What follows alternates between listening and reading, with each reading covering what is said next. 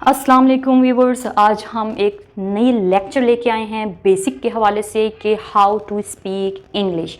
English कैसे बोली जाती है या कैसे बोलते हैं। ठीक है, अब हम ग्रामर की क्लासेस तो ले रहे हैं, टेंसेस तो सीख रहे हैं, लेकिन बाज़ लोग ऐसे हैं जिनको बिल्कुल ही इंग्लिश की अलिफ बे का भी नहीं पता। अब वो अलिफ बे सीखने के लिए ज़ाहिर सी बात है कुछ ना कुछ तो हमें हेल्प करनी चाहिए उनको। अब हम क्योंकि इंग्लिश लैंग्वेज सीख रहे हैं, यानी बोलते कैसे हैं, इंग्लिश में बात कैसे करते हैं, हम वो सीख रहे हैं। जब हमें बेसिक्स का पता नहीं होगा तो हम आगे भी मुश्किल से ही बढ़ पाएंगे। तो जब भी कोई लैंग्वेज बोली जाती है उसकी जो स्टार्टिंग होती है, यानी वो लैंग्वेज किसी न किसी लेटर से, किसी न किसी अल्फाज से शुरू होती है, तो उन बेसिक अल्फाज को इंग्लिश में लेटर्स कहते हैं। यानी जिससे ये इंग्लिश की पूरी लैंग्वेज जो है वो डिराइव हुई हुई है, खड़ी हुई हुई है या बनी है, जो लैंग्वेज बनी है। और ये लेटर्स जो है वो 26 होते हैं। हमारी उर्दू ज़ुबान में जैसे अलिफ बा ता होता है, ठीक है, इस तरह इंग्लिश में 26 लेटर्स होते हैं, ए से लेकर जी तक। ठीक है, आपने अक्सर सुना होगा कैसे जो बच्चे पढ़ रहे होते हैं, कभी कोई सुर में पढ़ रहा होता है, कोई म्यूज़िक के साथ पढ़ रहा होता है, पहले पहले बच्चे को सिखाई ही क्या जाती है, ABC सिखाई जाती है। मैं पूरी लिख रही हूँ क्योंकि ये मैं उन लोगों के लिए क्लास ले रही हूँ जो मैक्सिमम जो है वो अनएजुकेटेड हैं, और यानी जो इंग्लिश लैंग्वेज की बिल्कुल नो हाउ नहीं है जिन्हें। अब उनको क्या बताना है, उन्होंने ज़रूर सुनी तो ज़रूर होगी, लेकिन क्या चीज़ है उनको शायद ना पता हो। और अगर आज ये लेक्चर देख रहे हैं वो, तो ये उनके लिए ख़ास लेक्चर है। ABCDEFGHIJKLMNOPQRSTUVWXYNZ। ये बीच में मैंने ऐसे ही डॉट डॉट लगा दिए हैं, ठीक है, मर्ज़ी है लगाएं या ना लगाएं, वो आपकी बात है। अब इसको हम पढ़ते भी हैं, बच्चे पढ़ रहे होते हैं ABCDEFGHIJK LMNOPQRSTUVWXYNZ। ठीक है, ये हो गया सारा। तो जिस किसी ने भी बेसिक सीखनी है, जैसे बुज़ुर्ग हमारे हैं जो बड़े हो चुके हैं, उनको नहीं आती, उनको मतलब इंग्लिश लैंग्वेज ग्रामर को तो पता ही नहीं है, लेकिन एटलीस्ट वो बाहर कंट्रीज़ में उनका आना जाना है, तो उनको ये बेसिक ज़रूर देखनी चाहिए और सुननी चाहिए। ठीक है, अब ये 26 लेटर्स याद करना कोई इतना डिफ़िकल्ट बात नहीं है, और ये हर मुंह पे घूम रहे होते हैं। आप उनको तरतीब से याद कर लें, ABCDEFG। ओके, ठीक है। अच्छा, ये तो हो गया लेटर्स, 26 लेटर्स हैं। अब इन लेटर्स को मिला के जो है वो क्या बनते हैं, वर्ड्स बनते हैं। अब ये एक लेटर से भी बनता है, 2 से 3 से 4 से, और सो ऑन कंटिन्यू कर लें, आगे बनते चले जाते हैं। मैं यहाँ पर एक लिख रही हूँ आई। आपने अक्सर सुना होगा, इसको उर्दू में बोलते हैं मैं। ये क्या है, ये एक लेटर वर्ड है। ठीक है, यानी एक लेटर वर्ड है, ये वर्ड है, लेकिन कब है, एक लेटर वर्ड है ये। ठीक है, कौन सा है, 1 लेटर वर्ड। पूरा लिखते हैं आप, 1 लेटर वर्ड, याद हो जाएगा आपको। उसके बाद आप देख लें 2 लेटर वर्ड्स भी होते हैं। कौन से होते हैं, आप जैसे इसके बाद कर लें आप इज़, एम, ठीक है, वी कर लें। अब ये क्या हैं, ये 2 लेटर से बने हुए हैं। ठीक है, इसी तरह और ले लेते हैं हम लोग, कैट, फैट, बेड, राइट। अब ये 3 लेटर से मिलकर बने हुए हैं।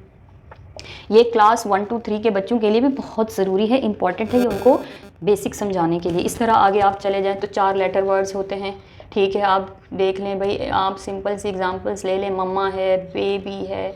ठीक है, ये सारे जो है, अब इसी तरह 5 लेटर वर्ड्स और बहुत सारे लेटर्स मिलके बहुत सारे वर्ड्स बना देते हैं। अब जब हम उन वर्ड्स को आपस में कनेक्ट करते हैं या हम कुछ कहना होता है, तो हम उन वर्ड्स को मिला के क्या बना लेते हैं, सेंटेंसेस बना लेते हैं। अब ये सेंटेंसेस जो है वो कौन कौन मिलके बनाता है, 3 चीज़ें। सेंटेंसेस जो है वो सिंपल भी होते हैं, बिल्कुल सादा कह लें, और ठीक है, और होते हैं, यही मैं लिख लेती हूँ, सिंपल होते हैं, और दूसरे टेंसेस होते हैं।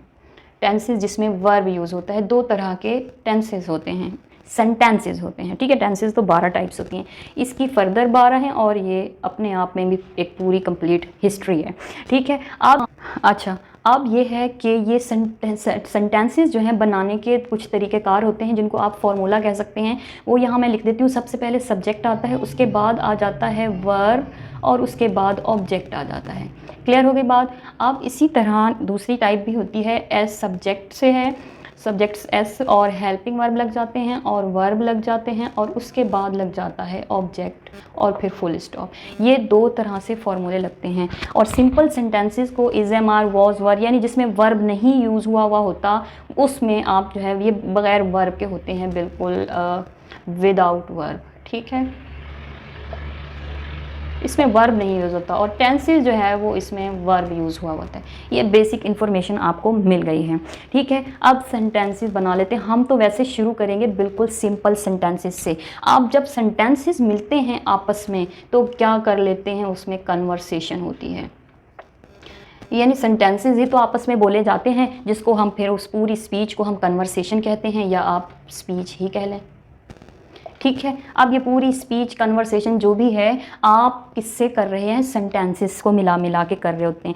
कोई क्वेश्चन करता है दूसरा आंसर देता है, या कोई जो बात है डिटेल में आप एक साथ ही जुमलों में छोटे छोटे जुमलों को मिला के जो है ना वो स्पीच पूरी तैयार कर देते हैं और एक ही बार में सुना देते हैं।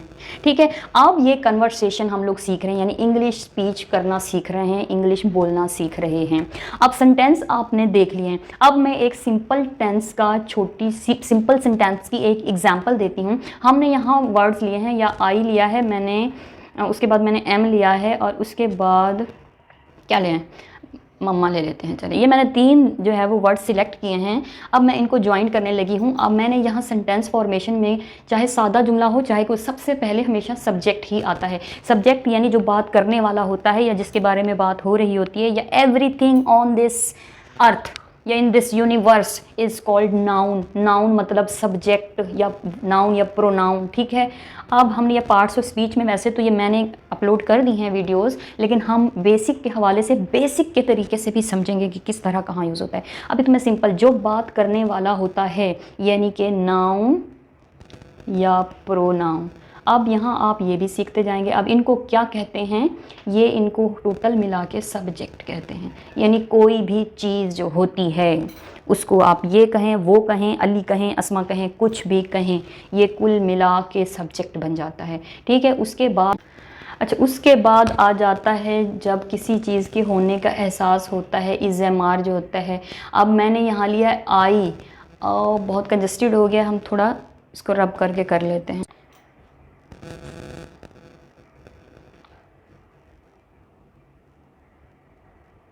ओके गाइज, अब मैं एग्जाम्पल को ज़रा यहाँ इजी करके लिख लेते हैं। मैंने लिखा है आई एम ममा। ठीक है, मैं ममा हूँ। ये जो सिंपल सेंटेंस होते हैं इनकी कोई ख़ास फॉर्मेशन नहीं होती, कोई ख़ास फार्मूला नहीं होता इनको बनाने का, लेकिन ये बेसिक चीज़ें हैं। देखें, सब्जेक्ट पहले आता है, यानी कोई भी सब्जेक्ट मैंने बताया क्या होता है, नाउन या प्रोनाउन होता है। ठीक है, ये सबसे पहले आ जाता है, इसको सब्जेक्ट कहते हैं। यानी कोई बात करने वाला या जिसके बारे में बात हो रही होती है। और वो is am are was were यानी ये इंडिकेशन या बीइंग करने का यानी है। अब ये इनके मीनिंग के लिहाज से इनको यूज़ किया जाता है सिंपल वे में। वैसे तो इनको हेल्पिंग वर्ब के तौर पे भी यूज़ किया जाता है, यानी यहाँ ये वर्ब होने का काम करें, बीइंग का काम कर रहे हैं। ठीक है, अब ये मम्मा, इसमें कोई एक्शन नहीं है, कोई काम नहीं है, बस एक इंडिकेशन है कि वहाँ हो रहा है या ये है कुछ या वहाँ कुछ है, ऐसा है वैसा है, काम नहीं हो रहा। ठीक है, तो ऐसे तमाम सेंटेंसेस को सिंपल कैटेगरी में रखते हैं जो आप जिसकी कोई जो है वो ख़ास आप जो है वो फॉर्मूला नहीं ड्राइव कर रहे आप, क्योंकि इसमें वर्ब ऑलमोस्ट नहीं होता। ठीक है, अब ये छोटी सी मैंने एग्जांपल दी है और मैं यहाँ पर इसको ख़त्म कर रही हूँ। हम नेक्स्ट क्लास में जो है वो सेंटेंस मेकिंग यानी सिंपल सेंटेंस मेकिंग भी सीखेंगे। हमारी जो टेंसेस की क्लास हैं, वो क्लासेस हैं वो तो चल रही हैं, और जो कोई जिसको नहीं पता वो must go to channel, subscribe that, उसको सब्सक्राइब करें और फिर डेली की क्लासेस को आप ज्वाइन करें। This is free of cost. अगर आपको कोई मतलब क्वेश्चन है इस लिहाज से, टॉपिक के लिहाज से, तो you can ask, you can comment in comment box. ठीक है, आपको इंशाल्लाह आंसर किया जाएगा, या उस लिहाज से एक स्पेशल वीडियो बना के भी आपको दी जाएगी आंसर के हवाले से। ठीक है, एज सून एज पॉसिबल। तो ये एक मैं यहाँ एक सिंपल सी मैंने एग्जांपल एक इसलिए दी है कि आपको ये जो बेसिक चीज़ें हैं ये भी पता चल जाएं। इसमें ये आपका बीइंग यानी किसी चीज़ के होने का इजहार कर रहा है, और आगे जो आ रहा है वो ऑब्जेक्ट है। ऑब्जेक्ट यानी जिसके बारे में बात हो रही है, जिसके ऊपर बात हो रही है। एक करने वाला होता है और एक जिसके बारे में हो रही होती है, ठीक है। दोनों ही समझ लें कि होते तो नाउन ही हैं, ऑलमोस्ट नाउन प्रोनाउन होते हैं, लेकिन अब कोई बात कर रहा होता है, जो शुरू में आता है उसको सब्जेक्ट बोलते हैं, और जो आखिर में आ रहा होता है उसको ऑब्जेक्ट बोलते हैं। या जिसके ऊपर यानी एक्शन हो रहा हो उसको ऑब्जेक्ट बोलते हैं, जो एक्शन कर रहा हो उसको सब्जेक्ट बोलते हैं। आप किसी भी तरीके से ले सकते हैं इस चीज़ को, ठीक है। अब ये एक सिंपल फार्मूला और सिंपल जो है वो सेंटेंस बन गया है। अब हमने सिंपल सेंटेंस सीख लिया है। जो अभी इंग्लिश की अलिफ बे सीख रहे हैं, अब इसमें कोई दिक्कत नहीं होनी चाहिए। ABC 26 लेटर्स हैं, आप 2 लेटर्स भी डेली याद करें तो आपको मैक्सिमम 13 डेज़ लगेंगे। 13 डेज़ में अगर आपने ये याद कर लिया है तो इनकी ज्वाइनिंग मुश्किल नहीं है। आप डेली 15-20 वर्ड्स याद करें और उनको आप सेंटेंस में यूज़ करें, यानी वो वर्ड्स याद करें जिनको मिला के, उन्हीं से मिला के हम सेंटेंस भी बना सकें। कौन से सेंटेंस? ये सिंपल सेंटेंस। जब हम सिंपल बनाना सीख जाएंगे तो फिर ये टेंसेस को सीखना कोई मुश्किल बात नहीं है। उम्मीद है ये पॉइंट आपको बहुत क्लियर बता रहे होंगे कि this is the right way to learn any language. यहाँ उर्दू के लेटर्स भी आप लिख सकते थे, यानी उर्दू के हरूफ लिखते हैं, फिर उर्दू के हरूफ से कौन से वर्ड्स बनते हैं आप इस तरह लिख सकते हैं, फिर उन वर्ड से कैसे जुमले बनाए जाते हैं और कैसे उन जुमलों से हम बात करते हैं, कन्वर्सेशन करते हैं। किसी भी लैंग्वेज को सीखने के लिए ये बेसिक इन्फॉर्मेशन है। आप इनको रिप्लेस करके किसी भी लैंग्वेज को पुट कर दें यहाँ पर और आप वो सीखना शुरू कर दें। उम्मीद है कि ये लेक्चर आपको बहुत ही नॉलेजेबल लगा होगा, और अगर ऐसा है तो चैनल को सब्सक्राइब कर दें और बेल आइकन पे ज़रूर प्रेस कर दें ताकि हर नई आने वाली वीडियो का नोटिफिकेशन आपको मिल सके। क्लासेस मिस करने से यकीनन वो नॉलेज भी मिस हो जाती है जो आपको उससे मिलने वाली होती है।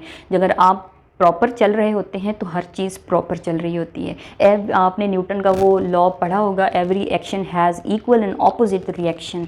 अगर आप ये वाकई प्रॉपर लेके चल रहे हैं, पूरे सीक्वेंस से चल रहे हैं, तो कोई आपको रोक नहीं सकता इंग्लिश सीखने से। लेकिन अगर आप चाहते हैं, उधर से लॉलीपॉप ले लिया, उधर से उसकी जो है वो चिकनी चुपड़ी बातों में आ गए और बस आपने समझा कि कोई किताब जो है घोल के मुझे पिला देगा और मैं जो है एक दिन इंग्लिश स्पीकर बन जाऊँगा, इट्स इम्पॉसिबल।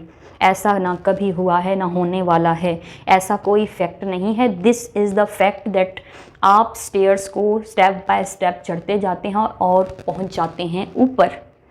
सिमिलरली आप बेसिक से सीख रहे हैं तो 100% आपने स्टेयर्स चढ़ के ऊपर पहुंचना है।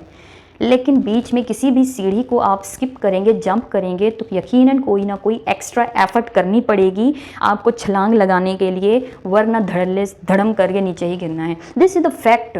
आपको मैं ऐसे चिकनी चुपड़ी बातों में नहीं उलझाना चाह रही, तो आप जो है वो बेसिक्स पर ज़रूर तवज्जो दें और सीखें। उम्मीद है वो लोग जो गांव वगैरह में रहते हैं उनको ये बातें बहुत क्लियरली समझ में आई होंगी। आप ज़रूर सीखें इंग्लिश, ये आपके लिए फ़ायदा और आपकी आने वाले नस्लों के लिए भी फ़ायदा है। उर्दू बोलें या हिंदी बोलें, वो आपकी मदर टंग है। दिस इज़ नथिंग, ये इससे किसी की पर्सनैलिटी बड़ी नहीं होती। लेकिन इंग्लिश क्योंकि ग्लोबल लैंग्वेज बन चुकी है, कहीं भी जाएँ आप कम्युनिकेट कर सकते हैं, तो आप इस लैंग्वेज को सीखें। नॉलेज तो आप इस रियल वर्ड से ही सीख सकते हैं, लेकिन लैंग्वेज सीख सकते हैं आप किसी भी रूल एंड रेगुलेशन को फॉलो करते हुए, और वो ये हैं। होपफुली आपको मेरी बातें अच्छी लगी होंगी। तो इंशाल्लाह फिर मिलते हैं नेक्स्ट लेक्चर में। टेक केयर, अल्लाह हाफिज़।